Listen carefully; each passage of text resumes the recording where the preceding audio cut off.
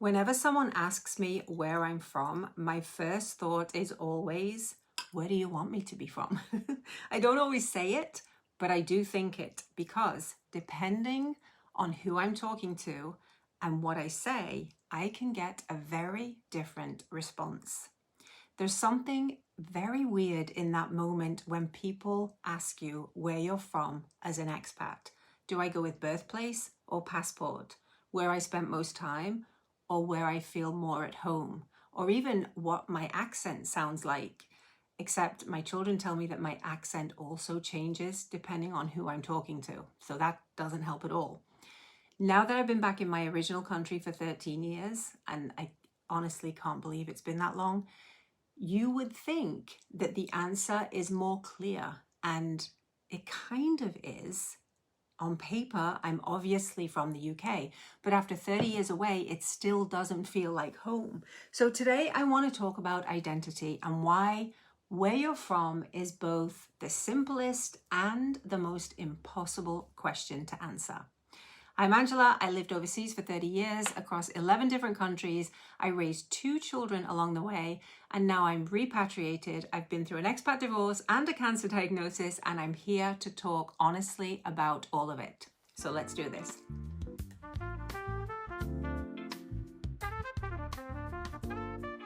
So here's something funny about how my memory works. If you ask me about an event in my life, even cultural events that everyone remembers, like, when Michael Jackson or Princess Diana died, I first have to remember where I was living at the time of the event. So my life isn't organized by years or ages, it's organized by geography. So yeah, Michael Jackson died when I was in Malaysia and Princess Diana died when I was in India. And so for each location, I remember a completely different version of myself and my life. I like to call this the Madonna effect because it's like we're constantly reinventing ourselves to fit into the next place and the next role that we're about to play.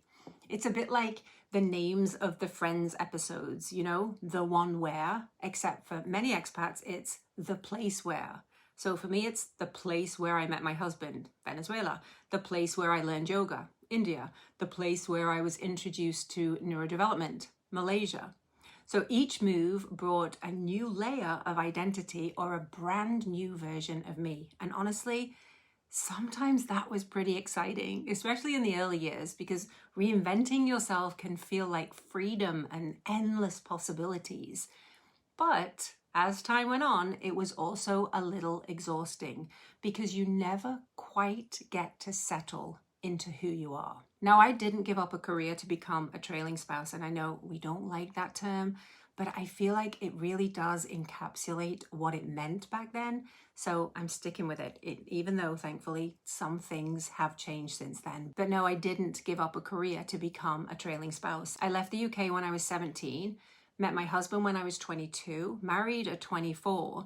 So I was still trying to figure out who I was when my expat life began. So for me, my identity wasn't necessarily about losing something I already had.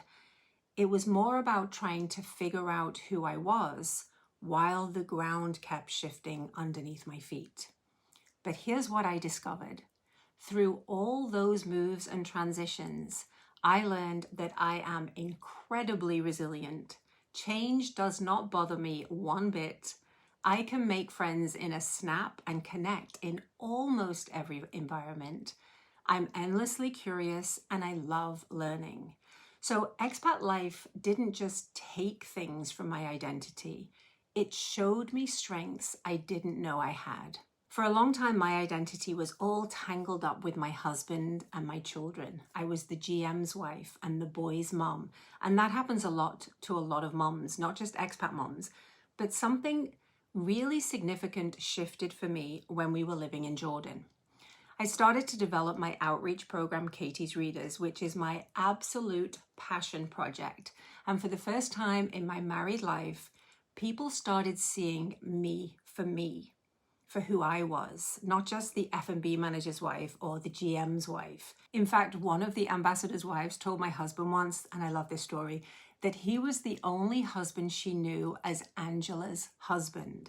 Every other wife she knew was the wife of this CEO or the wife of that GM or the wife of the ambassador.